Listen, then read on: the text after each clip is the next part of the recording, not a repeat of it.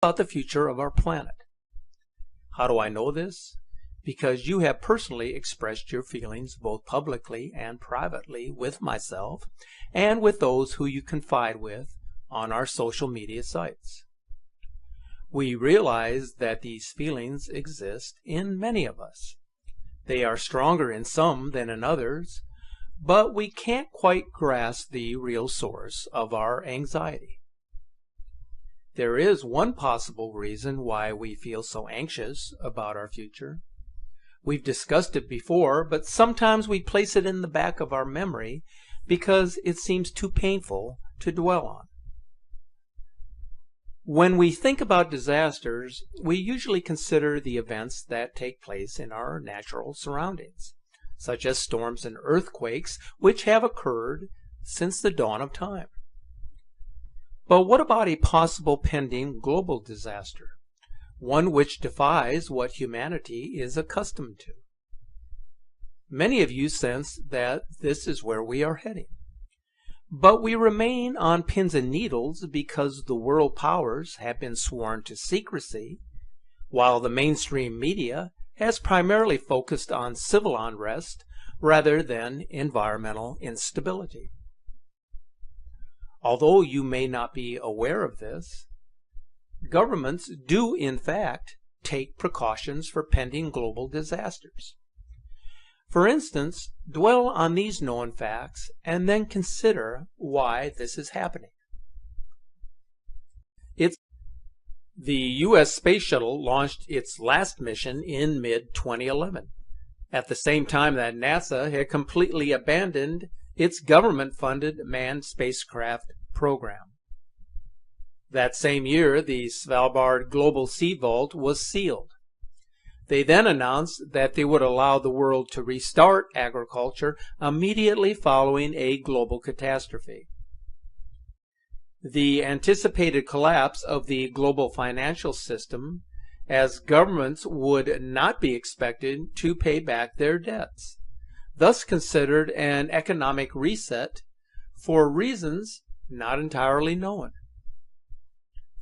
Government organizations and the militaries ramped up efforts to build underground survival shelters and facilities across the globe. Are you aware that the demand for fortified shelters has skyrocketed just in the last 3 to 5 years? Why the rush? Do any of us know for sure? The construction of DUMB facilities has been going on for many years now and continues even today.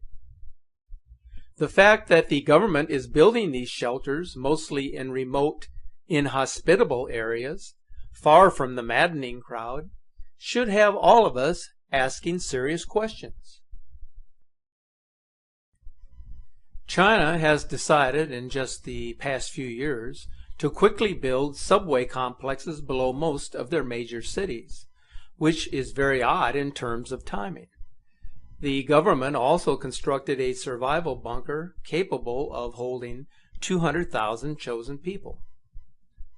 Russia announced the construction of 5,000 new nuclear bomb shelters that were required to be completed by the end of this year, 2016. Their subway system also had to be relocated deeper than needed for use as emergency shelters. And what about FEMA? Many of you already know of these reports and have commented that they are building camps and acquiring body bags, as well as stockpiling tons of dried food.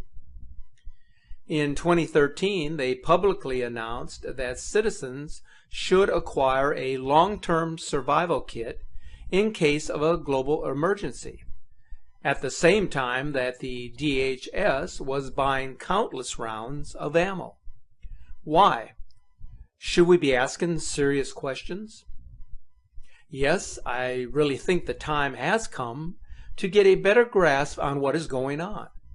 We deserve to know, not only for ourselves, but for all those we love and care about. So why all of these preparations? And what exactly is the rush in completing these objectives?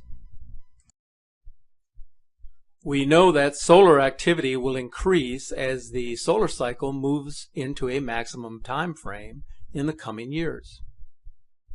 There is talk that NASA is watching the sky for some sort of shockwave of energy to reveal itself in the very near future. An event so powerful that it could very well affect 1/3 of humanity. You may ask yourself, is it possible for an event of such magnitude to take place? Consider that in this century, NASA actually recorded the largest pulsar wave to come in contact with our atmosphere in human recorded history. Scientists detected a flash of light from across the galaxy so powerful that it bounced off the moon and lit up the Earth's upper atmosphere. The flash was brighter than anything ever detected from beyond our solar system, and it lasted over 1/10 of a second. NASA and European satellites and many radio telescopes detected the flash and its aftermath on December 27, 2004. The scientists said the light came from a giant flare on the surface of an exotic neutron star called a magnetar. The apparent magnitude was brighter than a full moon and all historical star explosions. The light was brightest in the gamma ray energy range, far more energetic than visible light or X-rays, and invisible to our eyes. NASA has a habit of predicting that the sun may generate unprecedented solar storms for a lengthy period. They cannot accurately predict Earth's normal weather a week in advance, and still somehow they claim to be able to do this with respect to unprecedented weather on the sun and do it years in advance. So what they are saying is that they are more dependent on vulnerable computer technology now. But we had similar dependencies in 2001 and in 1990 when previous 11-year solar cycles hit. So what is different about the current cycle?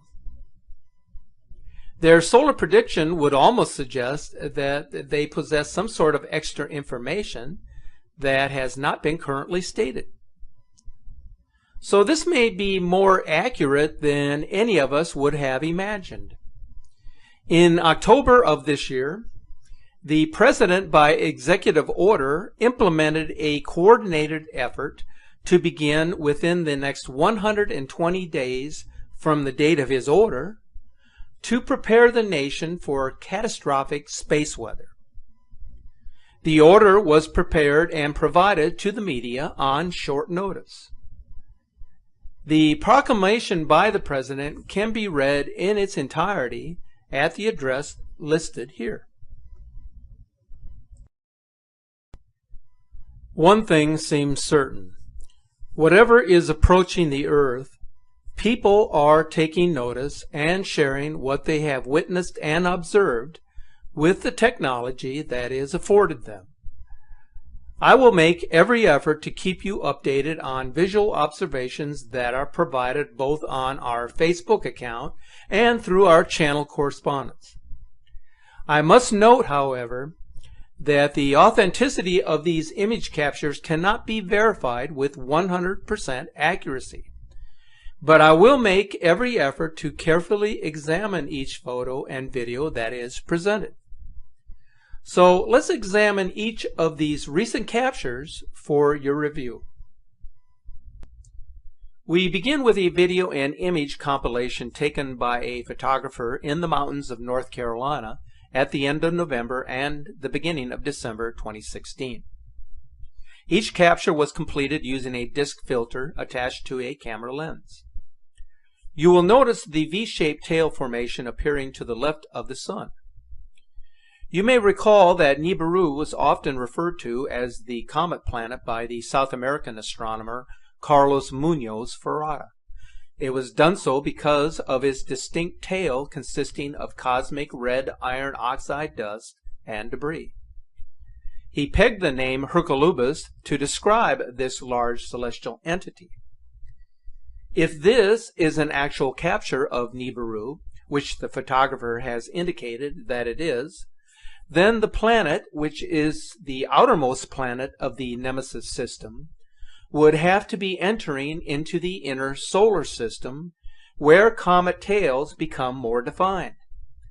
This is by far one of the most revealing captures to date.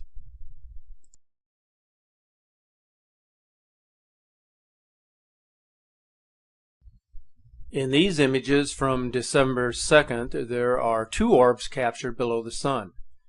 Notice how both objects are appearing behind the tree line, which is absolute proof of the existence of celestial entities, as flares or reflections will always appear in front of objects in the landscape. I wanted to include this extraordinary capture taken in August from Brazil, because the winged formation, or the winged serpent anomaly, has been photographed on at least 3 or 4 separate occasions since the beginning of 2016. Notice how the entire formation appears from behind the mountains and is reflected in the water. This capture is once again indicative of the formation of the winged globe, as revealed by the Maestria Observatory in Brazil on December 6th. In the image sequence, there is an enormous entity that comes into view separate from the Sun. The enlarged photo of this object shows the tremendous wingspan of this comet-like entity. What's so interesting about this is that the formation is appearing on 2 separate observatory cameras, both of them from Brazil, as shown here just below the Sun from the Dog's Heaven Observatory. So needless to say, we have 2 separate sky cameras that are showing the same thing. More than just a coincidence in these captures. Here is a naked eye observation from Canberra, Australia, which I just received yesterday. The observer indicated that the object was visible before capturing it with his camera, appearing just above and to the right of the Sun. If you look closely at the object, it appears to be partially eclipsed, possibly due to haze in the atmosphere, but nevertheless an object which the observer indicates was visible prior to capturing the image with his camera. This is also a naked eye observation from Seville, Spain on December 7th. The observer indicates that after noticing something very bright in the sky, he then grabbed his camera and photographed it. After examining this image, I was able to rule out the possibility of this being a sundog, as the characteristics of this type of anomaly are not consistent to label it as such. And it cannot be a flare or a reflection, because the observer indicated that he saw it prior to capturing the image with his camera. This video capture is most revealing in that there are 2 very distinct and separate light sources emanating from the observatory's sky camera. This is what is commonly referred to as a two-sun phenomena, which I must add has just recently been viewable from the all Skycam observatories. Also notice that the Sun to the right is smaller and not as bright, which would fall in line with the hypothesis about a brown dwarf binary star in our solar system.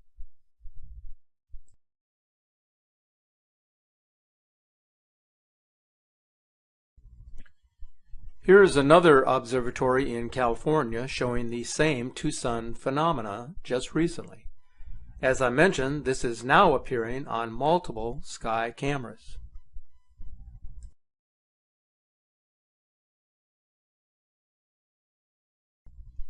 The following compilation of images were captured through the coordinated efforts of a group of amateur astronomers from Canada and the United States on November 14th, and featured in a video publication on the YouTube channel of That Is Impossible.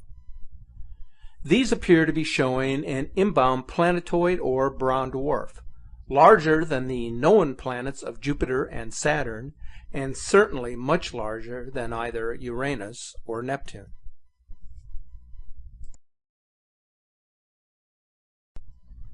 So there you have it, folks. I apologize if I am unable to include your specific images or videos in our productions due to time constraints. If you visit our Facebook page, you will notice that we do include many of your captures on our front page. So be sure to visit there whenever you have a moment. Leave a comment or a message with your photo captures, and we'll check them out whenever time permits. So hopefully you now have a better understanding of why the government has been so secretive for so many years about this incoming system. They knew what was coming all along, and now they realize that the cat is out of the bag. The secret can no longer be kept in the dark.